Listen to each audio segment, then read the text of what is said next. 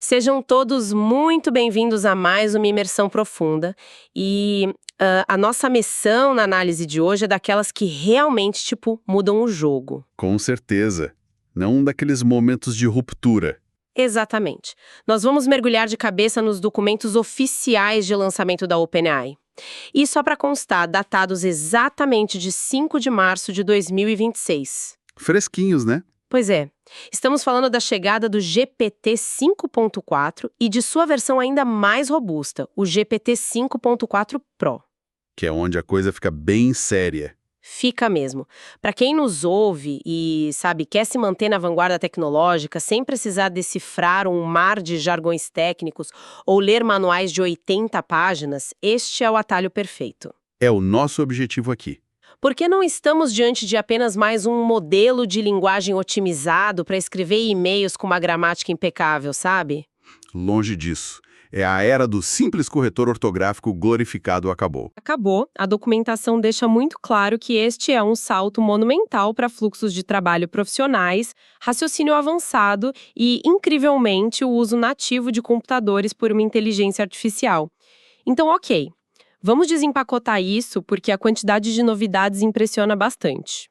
O que é fascinante aqui é que o ponto central para começarmos a entender essa documentação não é, e veja bem, não é, focar imediatamente nas especificações de hardware. Ou na velocidade pura do modelo, tipo quantos tokens por segundo. Que é o que o pessoal costuma olhar quemeiro, né? Exato. É um instinto natural. Mas precisamos observar a mudança de paradigma na forma como o trabalho de conhecimento, o que a indústria chama de knowledge work, passa a ser executado na prática. Certo. E como os documentos descrevem essa transição? O que os dados dessa atualização mostram é uma transição muito clara. Saímos de ferramentas passivas de assistência. Aquelas que esperam comandos hiper detalhados para cada passo mínimo? Isso. Saímos disso para agentes ativos de execução.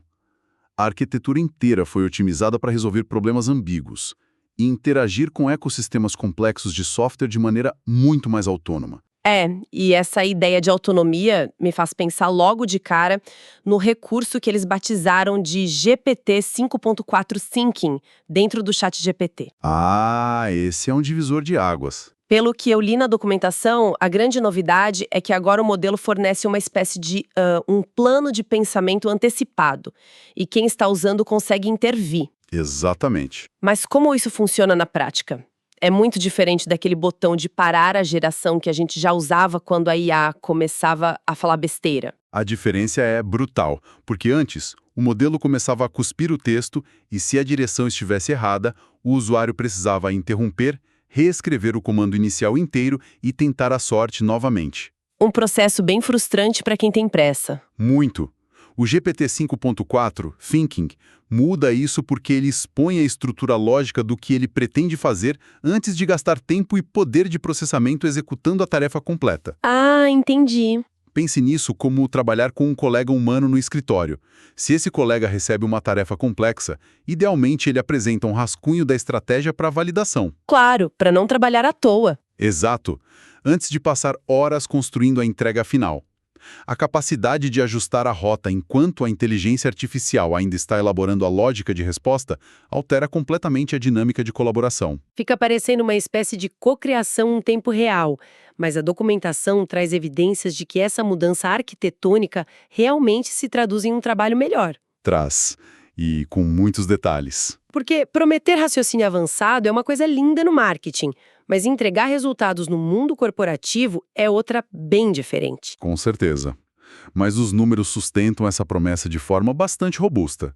Os documentos detalham o desempenho no benchmark GDP-Val.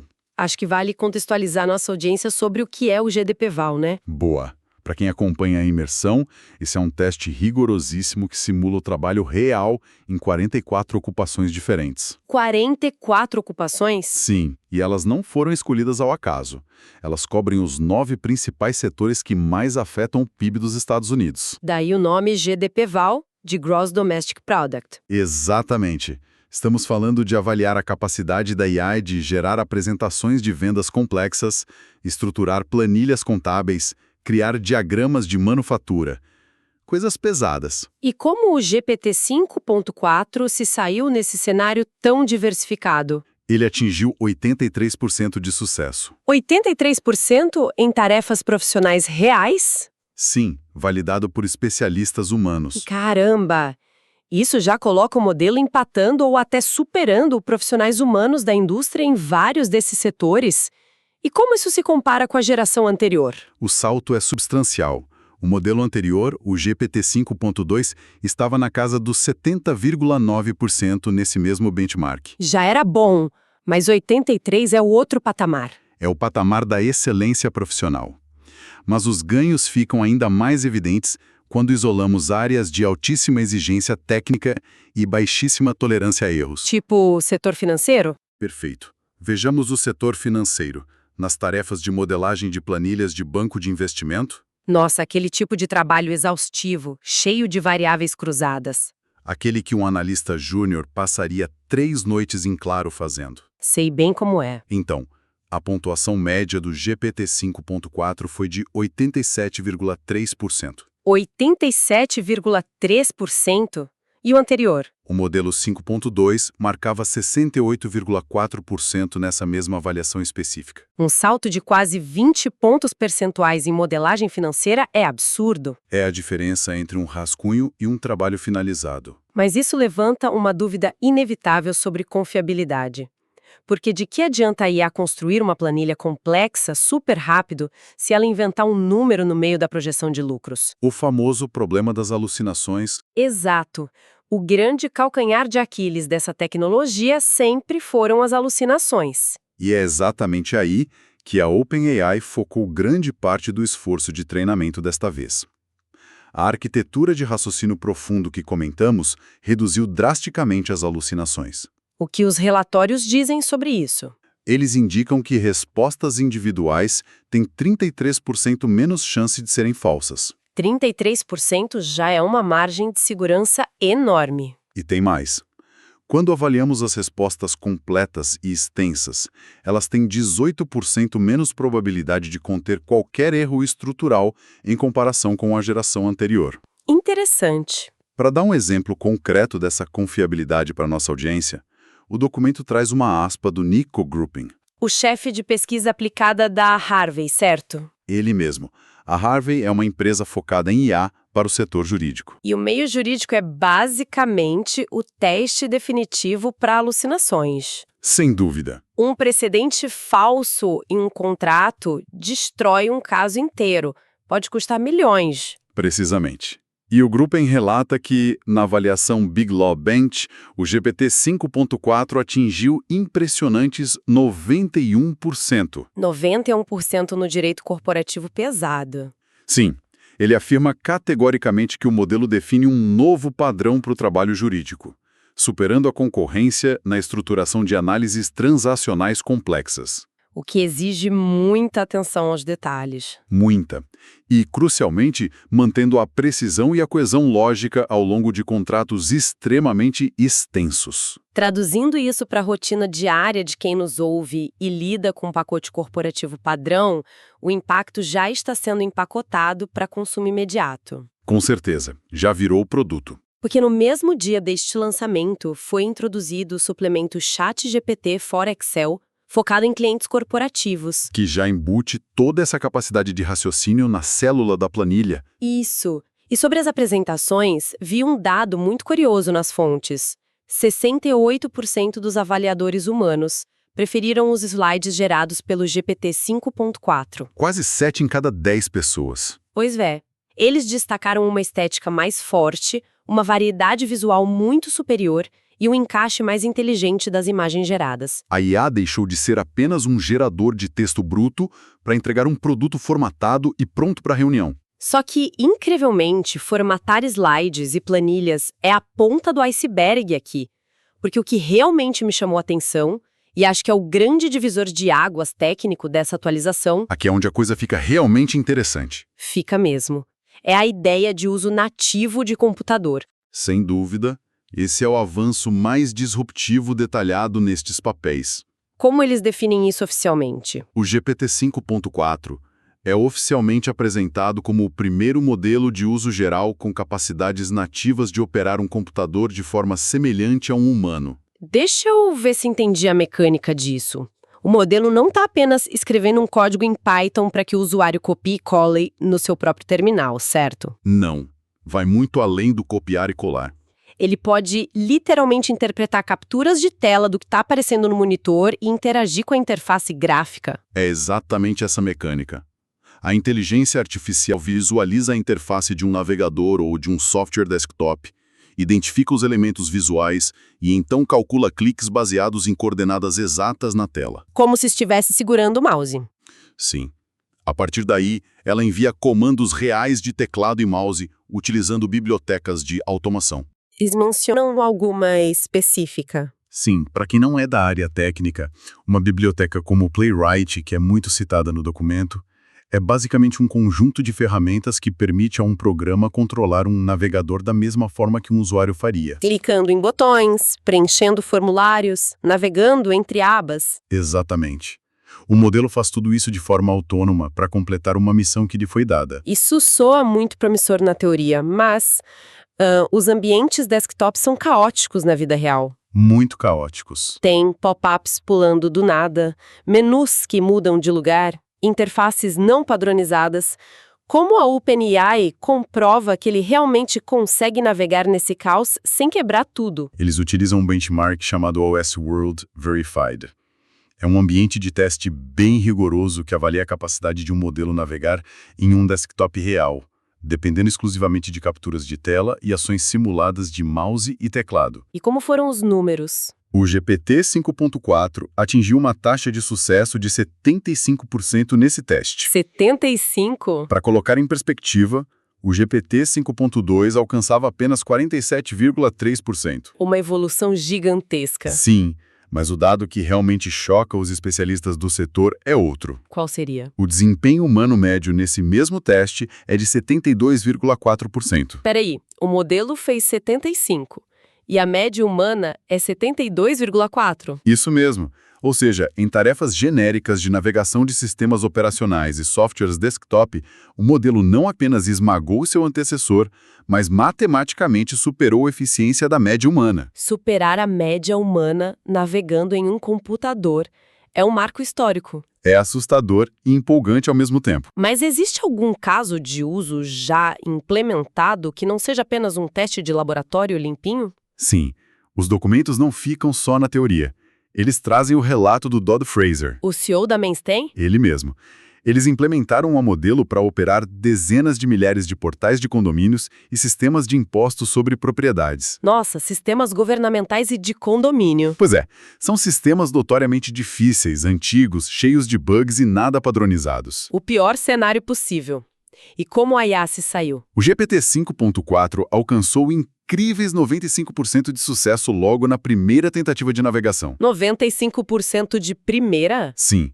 E além disso, operou 3 vezes mais rápido e gastou 70% menos tokens do que qualquer tentativa anterior de automação baseada em visão. Pausa rápida aí para explicarmos esse conceito para quem nos ouve. Quando falamos que ele gastou 70% menos tokens, estamos falando da moeda de troca da inteligência artificial, certo? Exatamente, o custo computacional. Tokens são como pedacinhos de palavras ou informações que o modelo processa. Gastar menos tokens significa que ele resolveu o problema de forma mais direta, sem precisar pensar tanto em círculos. O que barateia enormemente a operação corporativa no fim do mês. Com certeza. Mas, para ele conseguir navegar tão bem e gastar tão pouco assim, a visão dele deve ter melhorado de forma drástica para não se confundir com a interface, não é? A melhoria visual é o alicerce de toda essa navegação. O GPT 5.4 agora suporta o processamento de imagens com fidelidade total de até 10,24 milhões de pixels no total. Uau! Ou até 6.000 pixels de dimensão. Isso é um nível de detalhe impressionante. Isso significa que ele não precisa mais comprimir a imagem e perder a nitidez dos detalhes pequenos na tela. Correto. Pense na complexidade de ler um contrato digitalizado de má qualidade. Ou uma planta baixa de arquitetura. Ou um dashboard financeiro cheio de tabelas com fontes minúsculas. Perfeito. Antes, o modelo meio que embaçava a visão ao tentar processar a imagem inteira de uma vez. Agora, com essa alta resolução nativa, os erros de leitura despencaram. Tem métrica para isso também. Sim, no benchmark OmniDocBench, que testa justamente a capacidade de extrair informações de documentos complexos e densos, a taxa de erro média caiu de 0,140 para 0,109. É essa precisão que permite confiar na IA para ler um documento e depois clicar no botão certo no sistema corporativo. Sem clicar no botão de deletar por engano. Exato. E essa capacidade de ver a interface perfeitamente, entender a lógica e interagir nativamente nos leva para uma área onde a IA sempre brilhou, mas que agora parece ter subido alguns degraus. A programação. Isso. Pelo que entendi das fontes, o GPT 5.4 absorveu as habilidades daquele modelo focado apenas em código, o GPT 5.3 Codex, certo? Sim, existe uma integração total agora. Não são mais modelos separados. E a grande vantagem para os desenvolvedores é um novo modo de interação chamado Fast Mode, ou modo rápido. O que esse modo rápido faz na prática? A promessa é entregar uma velocidade de geração de tokens 1,5 vezes maior. 50% mais rápido? Isso. E o objetivo declarado na documentação não é apenas gerar código mais rápido por gerar, mas manter o engenheiro humano naquilo que chamam de flow, o estado de fluxo contínuo. Entendi. É sobre iterar, corrigir pequenos bugs e testar soluções sem aquela latência irritante que quebra a concentração de quem programa. Tem uma história nessa documentação que ilustra isso de uma forma que parece francamente ficção científica. O experimento do parque, né? Esse mesmo. Eles descrevem um experimento usando uma habilidade experimental chamada Playwright Interactive. Fantástico esse trecho. Eles deram ao GPT 5.4 um prompt único. E não foi um daqueles comandos de 3 páginas hiperdetalhados. Foi bem genérico, na verdade. Foi um prompt relativamente simples pedindo para a IA construir um jogo de simulação de parque temático isométrico que rodasse no próprio navegador. Como aqueles jogos clássicos dos anos 90. Exatamente. E a partir desse único comando, o modelo não apenas escreveu o código base, ele gerou sozinho toda a arte do jogo. Os caminhos com perspectiva isométrica, os carrosséis. As árvores, os bonequinhos dos visitantes.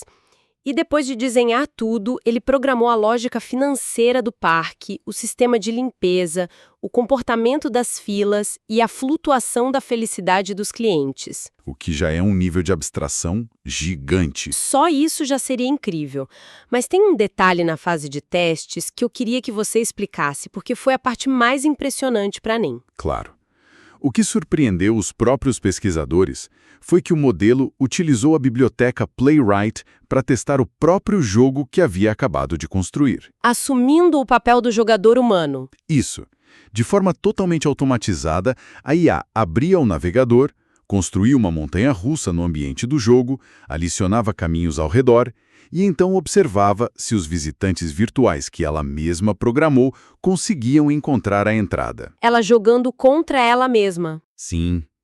Ela verificava se a interface gráfica atualizava corretamente o saldo de dinheiro após a construção. E se a felicidade dos visitantes caía quando o parque ficava sujo de propósito. Caramba! Ela rodou sessões inteiras do jogo, diagnosticando falhas na interface visual e na lógica de programação simultaneamente. Ele literalmente jogou o próprio jogo para encontrar bugs visuais e de lógica. É de explodir a cabeça para quem trabalha com desenvolvimento de software. E essa atitude autônoma é corroborada pelo mercado lá fora. O documento cita o Lee Robinson, vice-presidente da Cursor. Exato. O Cursor é um editor de código alimentado por IA muito popular entre desenvolvedores. Ele pontua que os engenheiros estão notando que o modelo se tornou incrivelmente assertivo. Menos dependente, né? Sim. Ele resolve problemas ambíguos sem ficar parando para pedir confirmação a todo momento. E é proativo ao paralelizar o trabalho. A IA deixou de ser um dicionário avançado de sintaxe para se tornar uma parceira de engenharia que testa as próprias hipóteses. Essa proatividade e capacidade de testar as coisas nos leva a um gargalo técnico muito interessante que eles dizem ter resolvido. A questão das ferramentas corporativas. Isso. Historicamente, se empresas queriam que a IA usasse ferramentas externas, digamos, consultar o banco de dados da empresa, checar a previsão do tempo e agendar algo no calendário simultaneamente, Um fluxo bem comum. todas as instruções de como usar essas 3 ferramentas precisavam ser injetadas no prompt inicial, não é? Sim, era um pesadelo de engenharia. Todas as ferramentas do mundo nas costas o tempo todo, consumindo milhares de tokens à toa. Como o GPT 5.4 resolve esse peso morto? A ineficiência estrutural desse método antigo era insustentável para fluxos de trabalho corporativos com dezenas de ferramentas. A inovação aqui é um recurso chamado Tool Search ou pesquisa de ferramentas. E como ele difere do método antigo? Em vez de carregar manuais inteiros no contexto da conversa toda vez, o modelo recebe inicialmente apenas um catálogo leve. Só os títulos. Exato. Uma lista com os nomes e resumos muito curtos das ferramentas disponíveis no sistema da empresa. A sacada genial é que o modelo agora tem a capacidade cognitiva de pesquisar a documentação completa de uma ferramenta específica apenas no milissegundo em que percebe que a tarefa exige aquela ferramenta. Então, em vez de carregar o depósito inteiro nas costas, ele olha o índice, vai na prateleira certa e pega só o que precisa na hora exata que precisa. Perfeita analogia. E os dados de economia são expressivos. Imagino que sim. No benchmark MCP Atlas, que simula um ambiente corporativo com 36 servidores de ferramentas diferentes ativos simultaneamente. Um ambiente bem pesado. Muito pesado. O uso dessa abordagem reduziu o consumo total de tokens em notáveis 47%. Quase metade. Sim, e sem nenhuma queda na precisão da execução da tarefa. É importante cruzar essa economia de tokens com outro dado fundamental do lançamento. Qual? O GPT 5.4 suporta uma janela de contexto colossal de até 1 milhão de tokens. 1 milhão?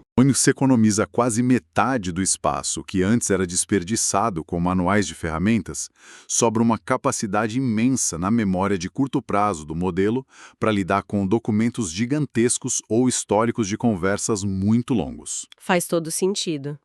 E sobre pesquisas externas, além das ferramentas internas das empresas? Vi que a documentação foca muito em algo que eles chamam de pesquisa web agêntica. Sim, é a capacidade de navegar na internet aberta de forma persistente. Sem o usuário ter que ficar mandando ele tentar de novo. Isso. No Benchmark Browse Comp, que avalia justamente a habilidade da IA de navegar por várias páginas, superar obstáculos em sites e encontrar informações ocultas, e aí? O GPT 5.4 Pro atingiu 89,3%. A citação do Wade, o CEO da Zapier, resume bem o impacto prático disso. O que ele diz? Exatamente onde os modelos anteriores levantavam as mãos e desistiam. Ele classifica o 5.4 como o modelo mais persistente já testado em fluxos de vida real com múltiplas etapas. Fluxos de múltiplas etapas é onde a mágica acontece. Com certeza. Imaginem a IA, lendo e-mails, baixando 3 PDFs diferentes, extraindo cláusulas conflitantes de cada um, cruzando com a base de dados interna e preenchendo o sistema de gestão. Tudo isso sem ninguém clicar em nada. É o cenário dos sonhos para eficiência. Mas, inevitavelmente, quando falamos de um sistema que navega na web sozinho, clica em botões no seu computador e escreve código, o alarme de segurança dispara na cabeça de muita gente. E tem que disparar mesmo. A documentação aborda como conter um agente tão autônomo. Aborda, sim. E eles tratam a segurança com o rigor que essa autonomia exige. O documento detalha o Preparedness Framework, que é a estrutura de prontidão da OpenAI. Certo. E qual foi a classificação dele? O modelo foi classificado com alta capacidade cibernética, High Cyber Capability. O que já soa um pouco intimidador. Soa. E isso engatilha protocolos expandidos de monitoramento interno. Mas há uma métrica de pesquisa de segurança revelada aqui que considero fascinante. Qual é? Eles chamam de avaliação de Code Controllability, a controlabilidade da cadeia de pensamento. Traduzindo do jargão de segurança, o que eles queriam descobrir com esse teste? Basicamente, eles queriam testar se a inteligência artificial consegue ofuscar, disfarçar ou esconder deliberadamente seu próprio raciocínio para tentar burlar os sistemas de monitoramento humanos. É tipo o teste para verificar se a máquina consegue tramar algo em segredo sem a gente ver nos logs. Exatamente isso. E a conclusão dos testes, felizmente, é que a capacidade do GPT 5.4 de ocultar seu processo de pensamento é baixa. Ufa! Em termos práticos, isso indica que os monitores de segurança e os auditores conseguem efetivamente ler a mente da IA enquanto ela opera. Tudo fica registrado de forma transparente. Isso. O modelo não tem a sofisticação para mascarar suas intenções de maneira confiável, o que torna o monitoramento da cadeia de pensamento um mecanismo de contenção muito eficaz para as empresas. Isso traz um alívio imenso para quem vai implementar isso em larga escala corporativa. Sem dúvida. Então, o que tudo isso significa? Falando em implementação, como fica a questão de acesso e custos? A documentação detalha que o GPT 5.4 passa a substituir a versão 5.2 Thinking no ChatGPT imediatamente, certo? Imediatamente. E que a versão antiga, o 5.2, será desativada de vez em 5 de junho de 2026. Uma janela de transição bem curta. E na parte de APIs para desenvolvedores, como ficaram os preços? O preço divulgado é de $2,50 por milhão de tokens de entrada para o modelo padrão. Ok. E tem um salto considerável para $30 por milhão na versão Pro. $30?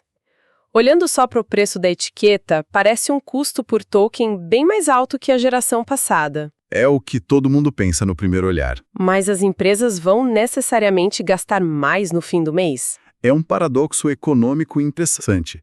Embora o preço unitário do token da versão Pro seja alto, o custo total da operação tende a cair na grande maioria dos casos de uso complexos. Por causa da eficiência? Exato.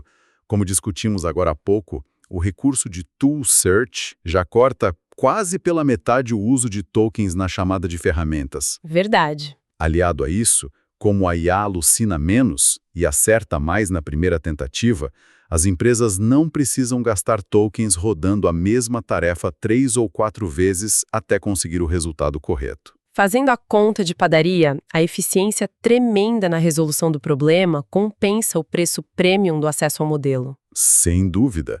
Fazendo mais com menos interações, os fluxos de trabalho corporativos acabam ficando mais rápidos, mais precisos e, na ponta do lápis, financeiramente mais eficientes. É a velha lógica de que investir na ferramenta certa acaba saindo mais barato no final do dia. Exatamente. Bom, quero agradecer imensamente pela análise tão lúcida de todos esses dados. Foi um prazer. Recapitulando brevemente nossa jornada pelos documentos de hoje, ficou muito claro que a era do chatbot que apenas responde perguntas de forma passiva ficou para trás. Página virada. Entramos oficialmente na fase dos agentes autônomos. Sistemas que podem planejar, ver interfaces em altíssima resolução, assumir o controle de um mouse, testar o código que acabaram de escrever e buscar por conta própria as ferramentas necessárias para cumprir uma missão corporativa. Vimos hoje que o modelo consegue não apenas usar as ferramentas que damos a ele, mas pesquisar proativamente dentro de um ecossistema gigante qual ferramenta usar no momento exato. Como comprovar para aquela redução de 47% de tokens no Tool Search. Exato.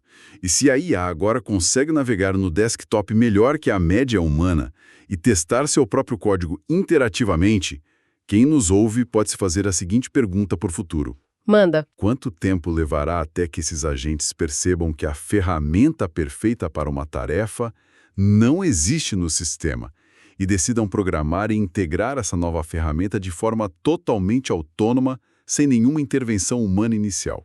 O limite entre o assistente que usa ferramentas e o engenheiro que forja seu próprio arsenal acaba de ficar incrivelmente tênue. Nossa! Que provocação extraordinária para encerrarmos o nosso mergulho nas fontes de hoje. A definição do que significa trabalhar no computador está sendo reescrita diante dos nossos olhos. Fica o convite para que nossa audiência reflita profundamente sobre como essas mudanças vão impactar suas próprias rotinas e transformar as suas próprias profissões muito em breve. Mais uma vez, foi espetacular desbravar esses documentos com todos que nos acompanham. Até a nossa próxima análise profunda.